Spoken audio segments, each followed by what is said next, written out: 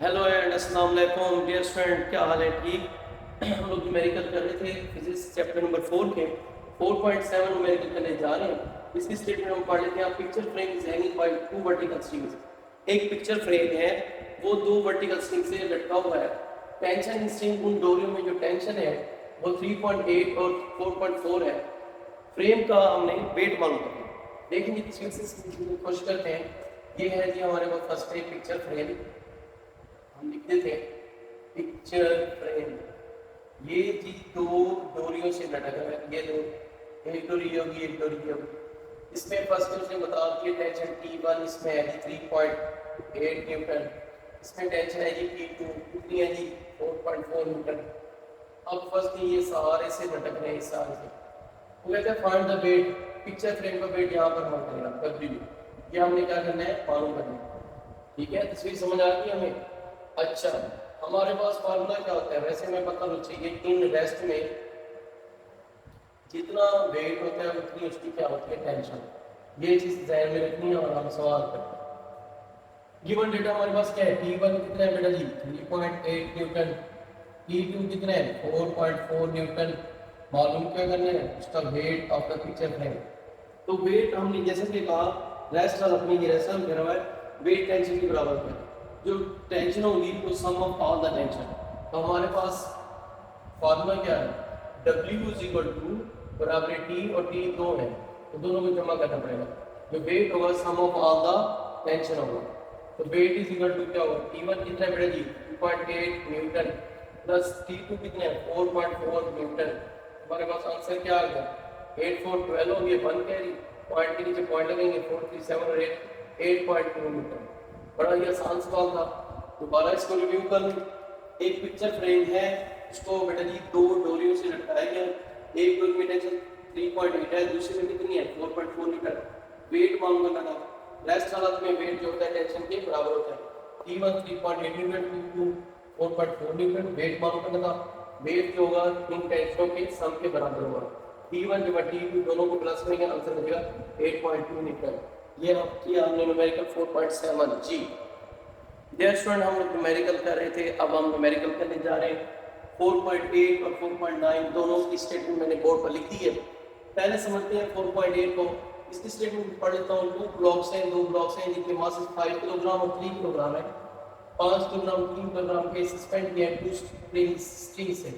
First है ये दो स्ट्रिंग्स हैं और एक ही तस्वीर के मुताबिक अगर बुक में तस्वीर में देखें तो ये लटकाइए 5 किलोग्राम का मास ऊपर है और 3 किलोग्राम का उसके नीचे। बेटा ये सवाल सुनिए, जब हम मैं इस डोरी को पकड़ूंगा ना, यहाँ से उठाऊंगा, तो मुझे सिर्फ 3 किलोग्राम मास का जिसम उठाया जाएगा। और जब इसको मैं यहाँ से पकड़ूंगा तो मैं दोनों मास इसको उठाऊंगा, 3 किलोग्राम का भी 5 किलोग्राम का भी। तो गिवन डाटा में हमें मास दिए हुए हैं। M1 कितना है 3 किलोग्राम और M2 कितना है 5 किलोग्राम। हमने मालूम क्या करना है, find the tension in each string. Her string में टेंशन। फर्स्ट है हम ये वाला, इसको अगर M1 मान लें, ये T1 मालूम करना है और ये मालूम करना है T2। ये तस्वीर बन गई। तो हमने यहाँ पर लिख भी दें T1 टेंशन और T2 मालूम करना है, ये भी टेंशन। जबकि हमें पता था रेस्ट हालत में फार्मूला ये ज़हन में रखेंगे बेटा जी, रेस्ट हालत में टेंशन जिस्म के वेट के बराबर होती है। इस चीज़ को आगे लेकर चलते हैं। पहले हम T1 मालूम करेंगे, क्योंकि टेंशन एक फोर्स है, वो इस मास के वेट के बराबर होगी। तो T1 बराबर होगा W1 के, और W1 का फॉर्मूला क्या आएगा M1G। M1 कितना है बेटा जी 3 बट में G की वैल्यू 10। तो T1 कितना आएगा 3 10 30 न्यूटन। यानी जब हम यहाँ से पकड़ेंगे ना तो 30 न्यूटन की टेंशन होगी। अब हम यहाँ से पकड़ने जा रहे हैं तो T2 क्या होगा? T2 बराबर होगा W2 plus W1 plus W2 के। T2 इक्वल W1 तो हम मालूम कर चुके हैं 30 न्यूटन प्लस W2 बराबर होगा M2G के। ठीक है ना, इसका मास पहुंचता है, इसका वेट मालूम करेंगे। तो T2 30 न्यूटन प्लस M2 कितना था 5 मतलब G की कीमत 10 न्यूटन। T2 कितना देगा 30 न्यूटन प्लस 50 न्यूटन। तो टोटल टेंशन T2 कितनी आ जाएगी 80 न्यूटन।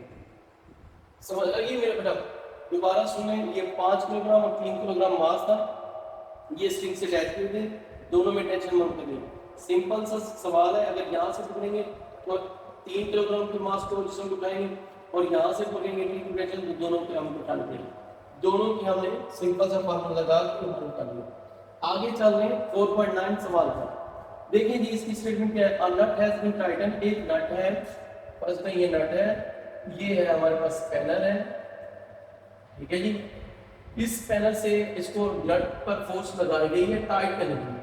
तो बेटा ये चीज आपको बताते हैं, किसी नट को टाइट करने के लिए हमेशा उसको क्लॉकवाइज घुमाते हैं, ऐसे जैसे घड़ी चलती है। तो कहते हैं उस पर ये स्पैनर जो है इस पर हम फोर्स लगा रहे हैं, नीचे की तरफ लगाएंगे तो F1 फोर्स लग रही है, कितनी लग रही है 200 न्यूटन। स्पैनर की लंबाई कितनी है, ये स्पैनर की लंबाई है जी 10 सेंटीमीटर। अच्छा, what length of spanner is required, कितनी हमें सेंटीमीटर का यानी कि स्पैनर चाहिए। इसमें लूज इस नट को हमने टाइट किया, फिर हम इसको क्या करेंगे लूज करेंगे। लूज करने के लिए कैसे घुमाएंगे, एंटी क्लॉकवाइज।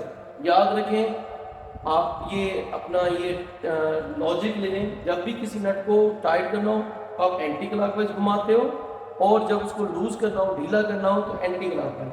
तो ये डाटा आ गया। अब वो कहते हैं कि जब इसको हम ज़हर ऊपर घुमाएंगे, ऊपर की तरफ यानी एंटी क्लॉकवाइज घुमाएंगे, ऐसे यूं घुमाएंगे, इसमें लूज होगा। वो फोर्स दी हुई है F2 कितनी है 150 न्यूटन। तो 150 न्यूटन लगाने के लिए जो L2 होगा स्पैनर वो उसकी लंबाई कितनी है। तो ये हमारे पास गिवन डेटा में क्या क्या चीजें आ गई मेरे बेटा, F1 कितनी है 200 न्यूटन, L1 कितना है बेटा जी L1 कहाँ गया, ये है जी L1 10 सेंटीमीटर। इसको किस में चेंज करेंगे, मीटर में। 10 डिवाइड बाय 100, 0 0 कैंसिल हो गया, 0.1 मीटर आ गया। वो कहते हैं ये तो डाटा था हमारा टाइट करने के लिए उस नट को। अब डाटा हम लिख रहे हैं लूज करने के लिए। F2 कितना है बेटा जी 150 न्यूटन। फाइंड क्या करना है हमने, उसकी लंबाई क्या होगी L2। अब मैं आपको सिंपल सा फार्मूला बताने जा रहा हूँ, बड़ा ही आसान करने के लिए। इसमें आप मैं कोशिश ये करूँ कि आपकी मिस्टेक आप कम से कम डालें।